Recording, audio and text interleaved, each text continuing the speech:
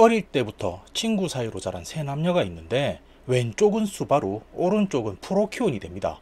근데 이 이야기는 가운데 있는 미라라는 여성이 핵심이랄 수도 있거든요.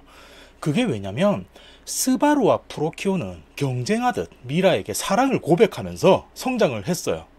근데 결국 미라는 그중 프로키온과 결혼을 하게 됩니다.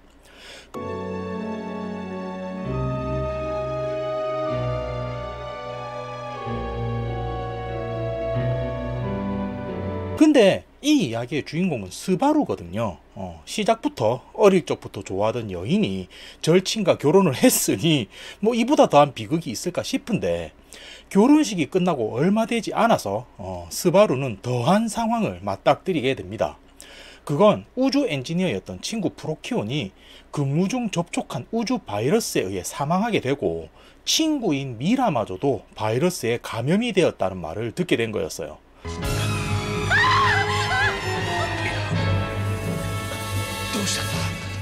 이 우주 바이러스는 감염 원인을 확인할 수가 없어 치료법이 없었는데, 증상이 발현되면 4시간 후부터 피부가 흘러내리고 6시간이면 형체조차 확인할 수가 없었습니다. 이를 알게 된 스바루는 급히 미라를 찾아가 보는데, だからこうして冬眠させておけば何年でも生かし続けることができる。 그녀는 다행히도 생체 활동을 강제로 멈춰놓은 상태였고, 의사들은 병원체의 생식지를 발견하기 전까진 치료법을 연구하기 힘들다는 이야기를 합니다. 자, 그러면은 이야기가 대충 어떨지 예상이 가시죠? 스바루는 어릴 적부터 흠모했던 연인이자 오랜 친구인 미라를 살리기 위해 그렇게 우주여행을 떠나게 되는 거예요. 何年かかってもあのビールスを絶滅する方法を探し出してやる。 물론 그 바이러스의 생식지가 어딘지도 모르고 넓은 우주에서 찾는다는 보장도 없었지만, 단지 어딘가에 있겠지라는 희망만 가지고 떠났던 겁니다.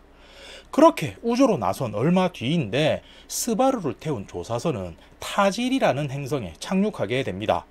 이곳은 자원개발 기지가 세워지고 여러 재배 시설도 있는 곳이었는데, 언제부턴가 연구원들의 통신이 거짓말처럼 사라졌고 이를 조사하기 위해 방문하게 된 거였어요. 어이, 誰かいないか? こりゃまるで空き家だ。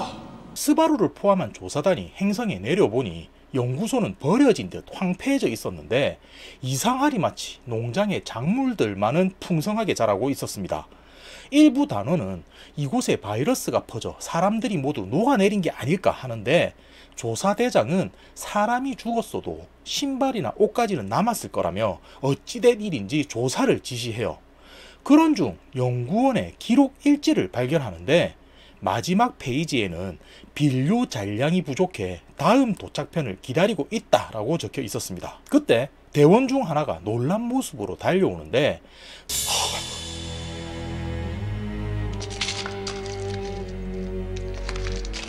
농작물 사이마다 사람의 뼈가 있다는 이야기를 해요.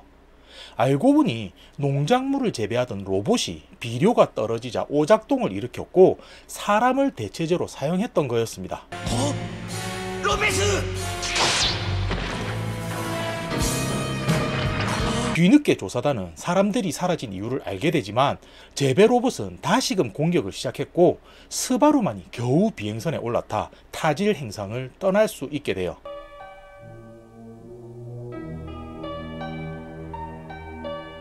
두 번째 에피소드인데, 스바루는 혼자가 되었지만 조사를 계속했고 몇몇 행성들을 돌아다니다 어느 이름 없는 변두리 행성에까지 도착하게 됩니다. 여기는 돈이면 살인도 마다 않는 범죄자부터 외계인의 인간형 로봇까지 온갖 군상들이 모여있는 황무지였는데, 미셸이란 여자아이가 바이러스에 감염된 시신의 사진을 보더니 자기가 이것에 대해 안다고 이야기를 하며 따라오라고 해요. 本当に見たことがあるのか? ついてきな。ほら早く。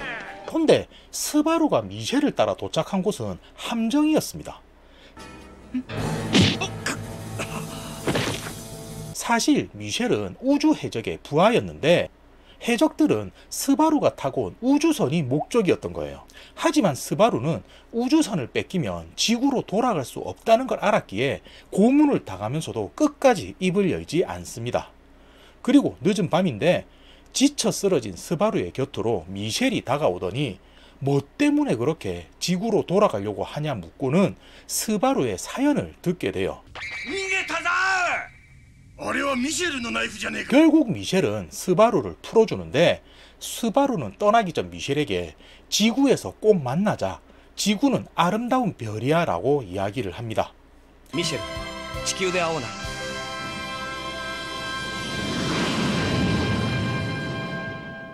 자, 그리고 세 번째 에피소드인데 시간이 상당히 흘렀어요.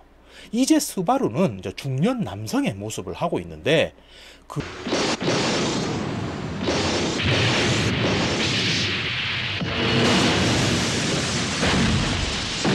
그동안 어떤 고생을 해왔는지 습격자의 공격을 가볍게 받아 넘기며 오히려 구해주기까지 합니다. 捕まれ。 스바루의 목적은 에덴이란 곳 안에 있는 연구시설을 조사하는 거였는데 스바루 덕에 목숨을 구한 린드라는 군인도 동행하게 돼요. なぜついてくるんだ。お前には借りがある。その借りを返すまではついていく。 결국 두 사람은 연구실 안까지 당도하지만 얼마 지나지 않아 알 수 없는 존재들에게 저지를 당하고 말아요.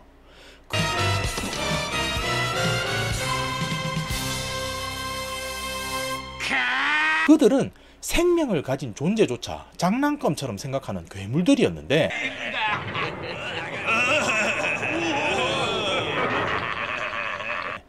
특히 린드는 그곳에서 행해지는 모습에 경악하게 됩니다. これは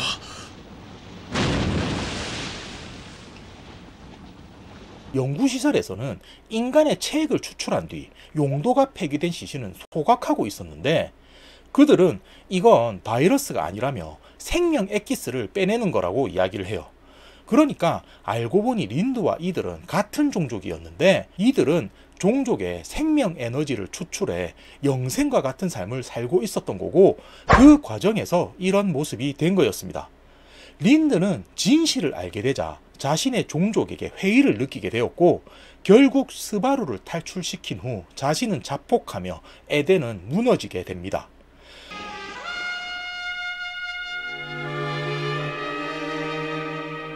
자, 이번에도 스바루는 바이러스의 정체를 밝히지 못했는데 그렇게 지구에서의 시간은 흘러갑니다.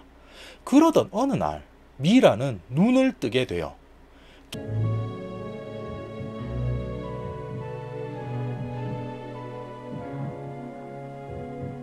깨어난 미라는 자신은 우주 바이러스에 감염됐다며 나도 곧 죽는 게 아니냐 묻는데 곁에 있던 담당인은 당신 친구인 스바루가 결국 백신을 찾았다고 이야기를 해줍니다.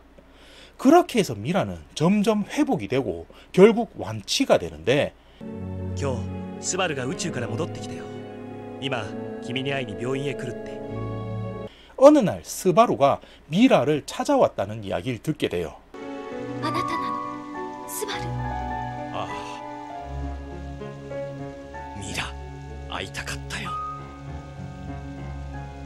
그곳엔 백발 노인이 된 스바루가 서 있었습니다. 그리고 미라의 담당인은 알고 보니 스바루의 아들이었어요. 그렇게 바이러스 백신을 찾아서 평생을 돌아다닌 스바루는 아들에게 미라를 잘 대해달라 말한 후 떠나는데 ありゃいい夫婦になる。そう思うだろ、ミシェル。 그 곁에는 나이든 미셸이 미소 짓고 있습니다.